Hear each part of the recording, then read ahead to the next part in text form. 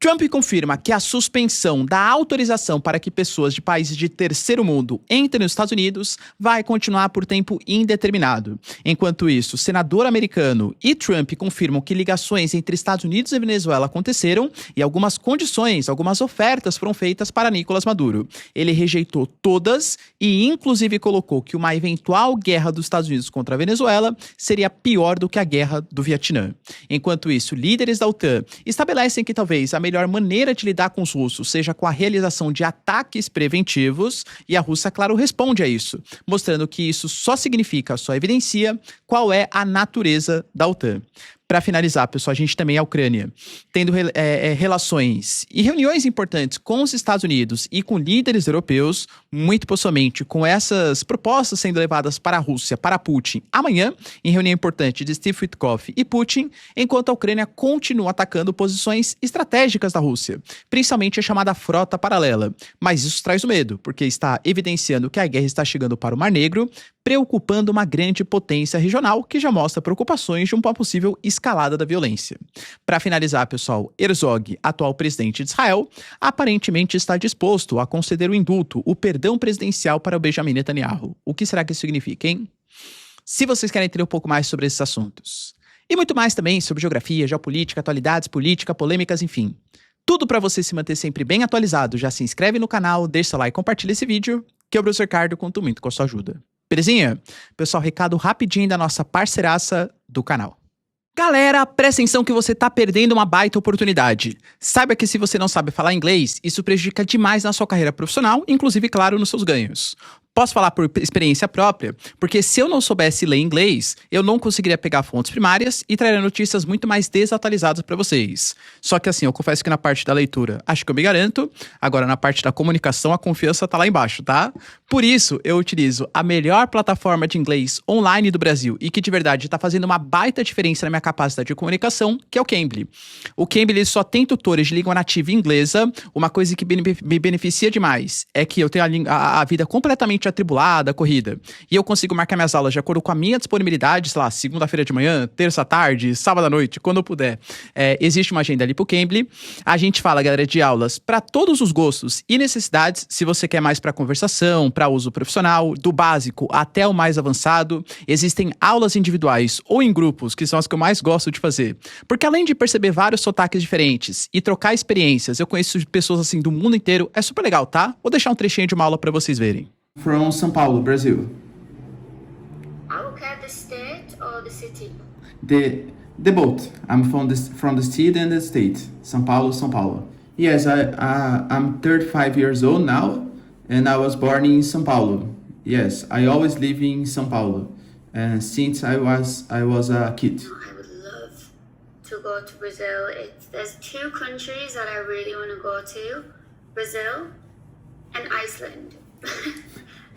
It's very different. Yeah, just a little bit. I want to go to the rainforest too, in Amazonia, but Amazonia is very far from here.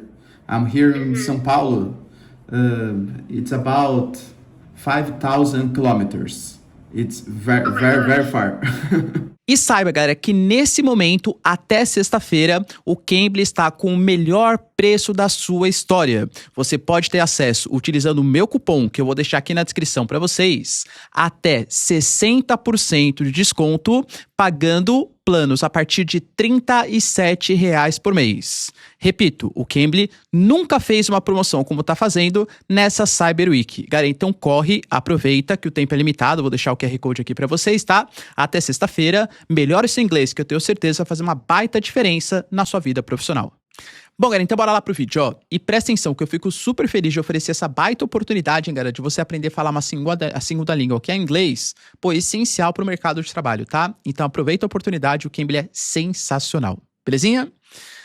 Como eu falei pra vocês na introdução, de fato, galera, a gente teve uma decisão do governo americano sobre a suspensão das decisões de asilo que vai acontecer durante muito tempo. Tudo isso parte quando nós tivemos na semana passada um afegão que inclusive lutou do lado do exército americano e trabalhou para a CIA no Afeganistão durante o tempo que os Estados Unidos ocuparam aquela região de 2001 até 2021, ele foi autorizado em 2021, quando os americanos tiraram as suas tropas do Afeganistão, a também entrar nos Estados Unidos. Teve um período ali de pedido, enfim, inclusive a autorização, ela foi concedida em 2025, quando o Trump era presidente. Só que o Trump alega que era ainda com a legislação, com a autorização feita pelo governo Biden, que era muito mais flexível, tudo tal.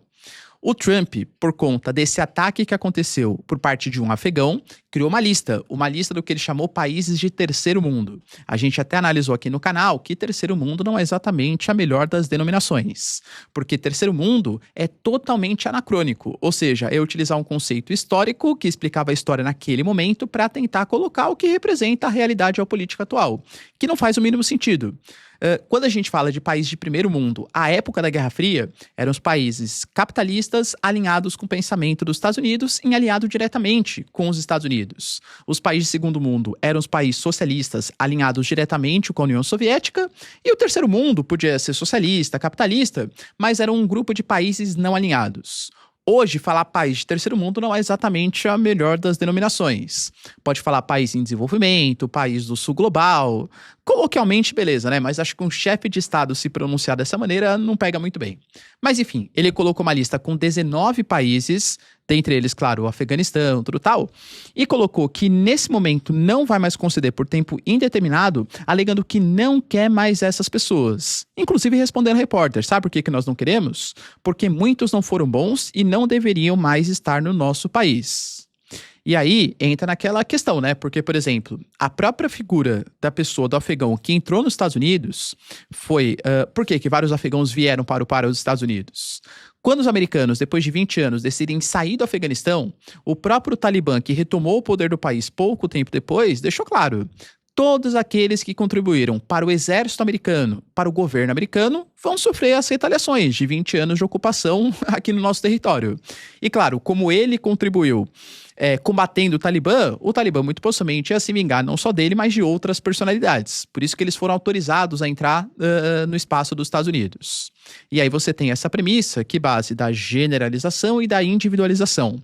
Eu concordo que ainda mais se você está autorizando a entrada de imigrantes no seu país, tem que ter um controle severo. Cara, convenhamos, né? Tem que saber quem são as pessoas que estão entrando no seu país. Agora, falar que os afegãos não podem participar ou que as pessoas da Somália não podem entrar, pra mim, me parece uma generalização e bastante grosseira, porque pessoas são pessoas, né? Não é o cara, por exemplo, foi assaltado por um japonês. Nossa, então devemos expulsar todos os japoneses que tem aqui no Brasil. Para, né, galera? São indivíduos, não grupos que fazem práticas maldosas nos Estados Unidos. Mas, enfim, é a premissa do governo Trump. Além disso, nós tivemos também o senador Markwayne Mullin, que é um senador republicano de Oklahoma, fazendo algumas declarações ali, talvez tenha falado um pouco demais, soltado alguns segredos de Estado, né? Porque o Trump, ele confirmou, sem explicar, sem dar maiores detalhes, que ele teve sim uma negociação, uma ligação com o Nicolás Maduro. Quando foi perguntado exatamente o que foi falado, ele não deu maiores explicações. Falou que não foi uma conversa nem boa nem ruim, que foi uma ligação, sem querer explicar muito mais a fundo o que significaria isso. Depois, a mídia americana começou a identificar que algumas coisas passaram nessa ligação. Que ele teria oferecido para o Maduro a possibilidade de fugir do seu país, fazer uma transição em algum país que ele considere, né, mais... que aceitaria receber o Nicolás Maduro, e o Maduro falou que ele até aceita a proposta de abandonar o governo venezuelano. Só que ele gostaria de ter um pouco mais de tempo, autoridade sobre as Forças Armadas durante esse período de transição, e também anistia global geral. Ou seja, ele poderia entrar em qualquer país depois de fugir da Venezuela. Lembrando que o Trump não aceitou essas propostas e convocou uma reunião de emergência que está acontecendo agora, com Pete Hegseth, com Marco Rubio e outras personalidades aí da cena política e militar americana. Enquanto isso, o senador, que não identifiquei para vocês, de Oklahoma, ele talvez tenha falado um pouco demais, tá? Porque ele colocou que ele, inclusive, faz parte ele é integrante, né, do Comitê das Forças Armadas do Senado dos Estados Unidos, e ele garantiu que os americanos não vão enviar tropas para a Venezuela, falando que os Estados Unidos, na verdade, não querem nenhum tipo de intervenção política na América do Sul. O que eles desejam é eliminar os narcotraficantes que levam entorpecentes para os Estados Unidos. Ele, inclusive, colocou que o Trump fez uma proposta. Falou assim, qual que é a sua ideia, Maduro? Você quer fugir para algum país? Ofereceu, inclusive, a possibilidade de fugir para a Rússia ou para qualquer outro país. Deu declaração para a CNN, tá? Aparentemente, o Nicolás Maduro não aceitou. Enquanto as negociações estão rolando, ligações, intervenções que podem começar no futuro próximo, o Nicolás Maduro aparentemente abandonou o discurso, né, de falar sobre paz, de falar de outras possibilidades de acordo e está partindo para a parte mais violenta do processo. Falou hoje, hein, que qualquer intervenção dos Estados Unidos na Venezuela vai iniciar uma guerra muito mais intensa do que a guerra do Vietnã. E como eu já falei para vocês, existem similaridades e existem diferenças. As tecnologias militares da época eram muito aquém, né, do que as tecnologias militares de hoje, com toda certeza. E naquele contexto, óbvio que o Vietnã ele era muito mais frágil, mas existia uma distância geográfica muito maior entre Estados Unidos e Vietnã, claro, né, o que dificultava, claro, uma possibilidade de ataque, mas existem similaridades. Os dois têm áreas florestadas, a questão que preocupa, por exemplo, a questão da população, porque o Nicolás Maduro garante que existe mais de 80% da população venezuelana que está disposta a fazer parte da milícia bolivariana, ou seja, pegar em armas e resistir à ofensiva americana. Se é verdade ou não, não sei, vai que desperta um sentimento anti-imperialista na população venezuelana.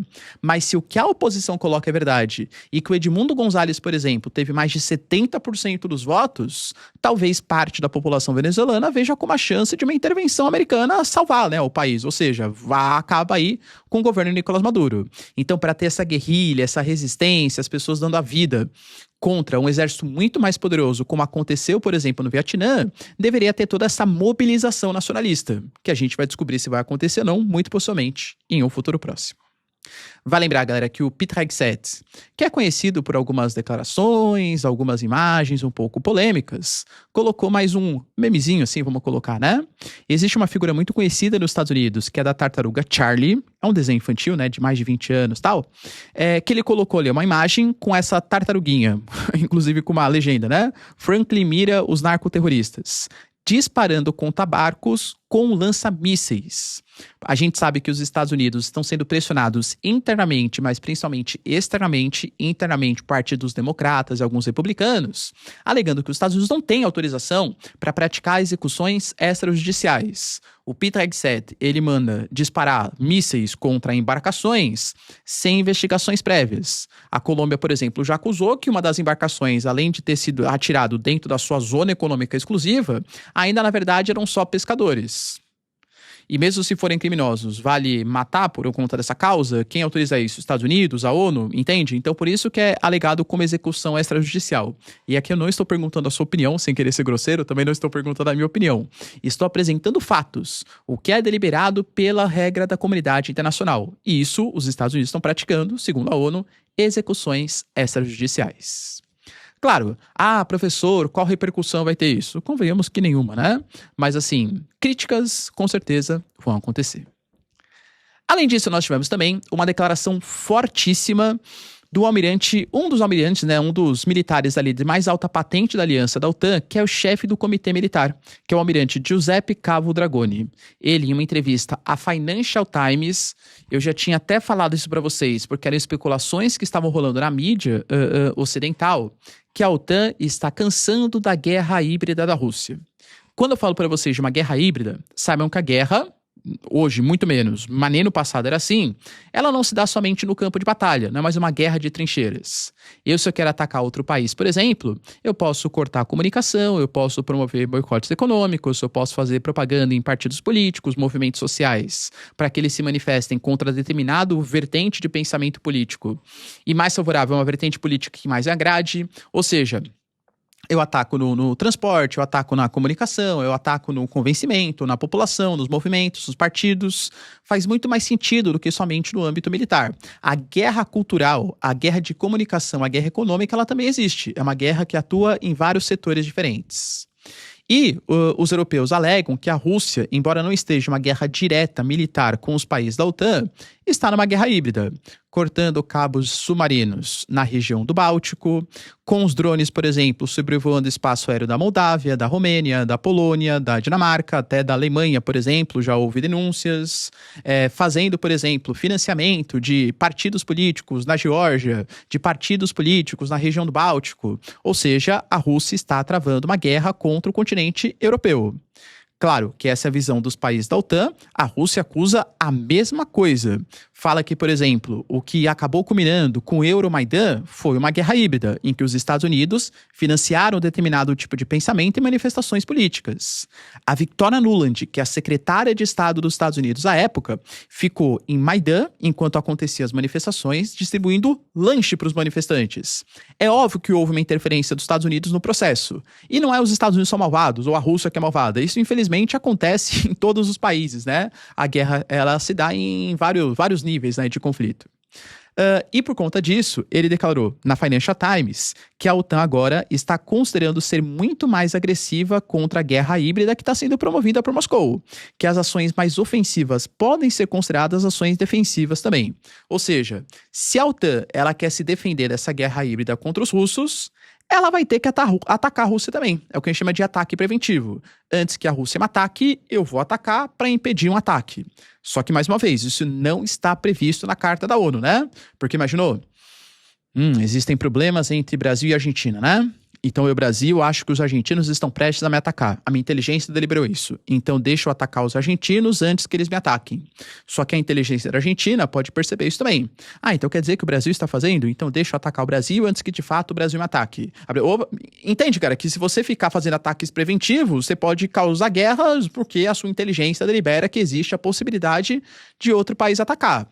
Sei que também existe a dificuldade, porque se você não responde antes e não previne, o seu país fica muito mais vulnerável. Mas é que para isso que existem negociações, diplomacia, elementos de dissuasão, equipamentos militares, exercícios, para impedir que esses ataques aconteçam. Pois bem, galera, é fato que a Rússia não ficou nada satisfeita com essa declaração e quem se pronunciou de maneira mais contundente publicamente foi a Maria Zakharova, que é uma das responsáveis pelas relações exteriores da Rússia. Ela deixou bem claro ali, tá? Que é um passo extremamente irresponsável dos países europeus.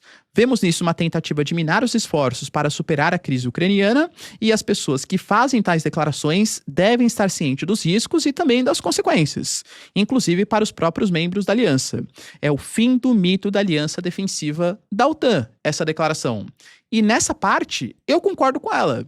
Vamos lembrar que a OTAN ela foi criada como aliança de defesa em 1949. A ideia era os Estados Unidos proteger, num contexto de Guerra Fria, os países capitalistas que tinham alinhamento com o seu tipo de pensamento ali.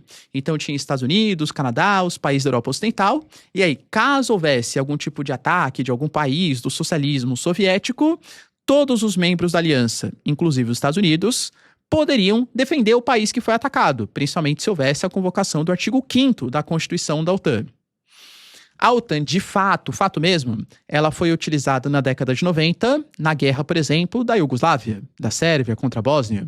E aqui, sem defender a Sérvia, o que o Slobodan Milosevic fez foi horrível. Houve as denúncias agora de abuso contra os direitos humanos, até safari humano. Não estou defendendo esse tipo de atrocidade, claro.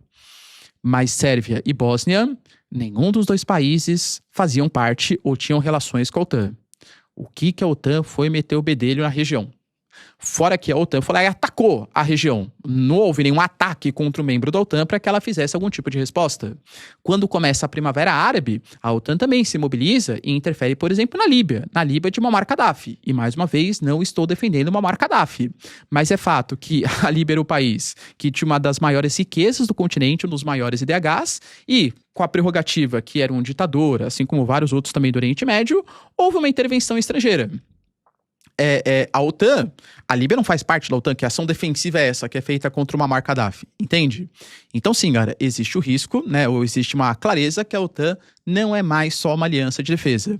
E mais uma vez ressalto, isso não quer dizer que eu estou defendendo a Rússia, porque a Rússia também sim tem graves problemas, né? Mas a ideia é que pensar na OTAN como uma aliança de defesa, talvez você possa incorrer num erro histórico e geopolítico.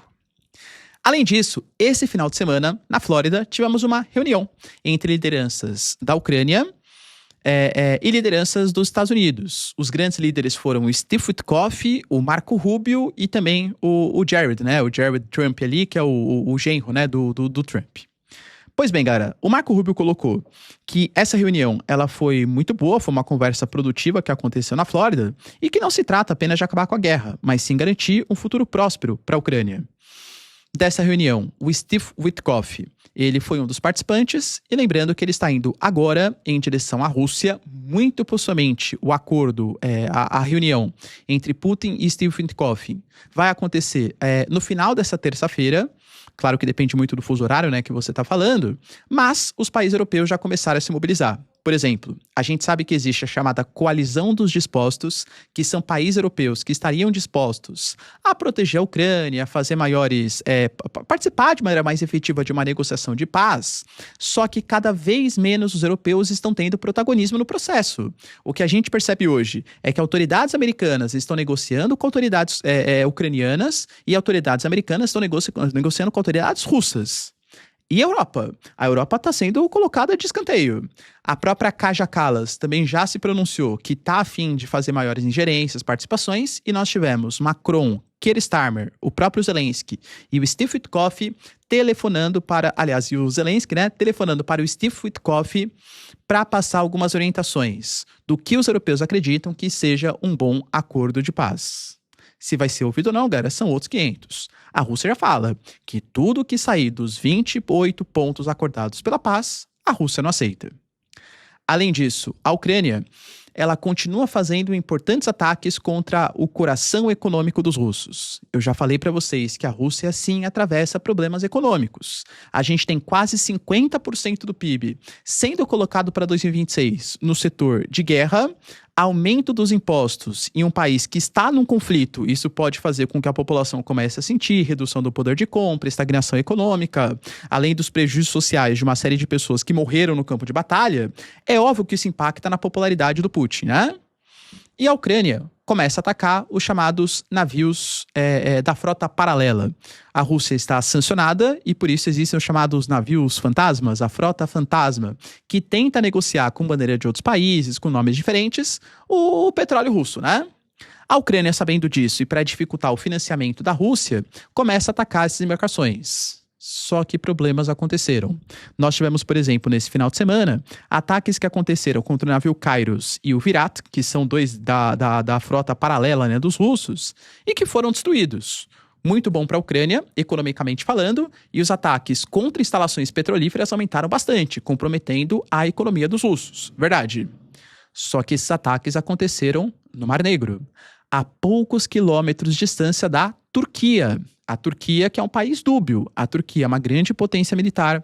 A Turquia tem relações com a Ucrânia, inclusive que a Crimeia, defende que a Crimeia deveria fazer parte dos ucranianos, faz parte da OTAN, mas também mantém ótimas relações com os russos. Vejo eu que se o Recep Erdogan perceber que a guerra está caminhando para o lado do Mar Negro e está impactando numa zona de comércio comum, de defesa que pertence à Turquia, o Erdogan pode ficar um pouco chateado com a situação e cobrar algum tipo de resolução mais rápida.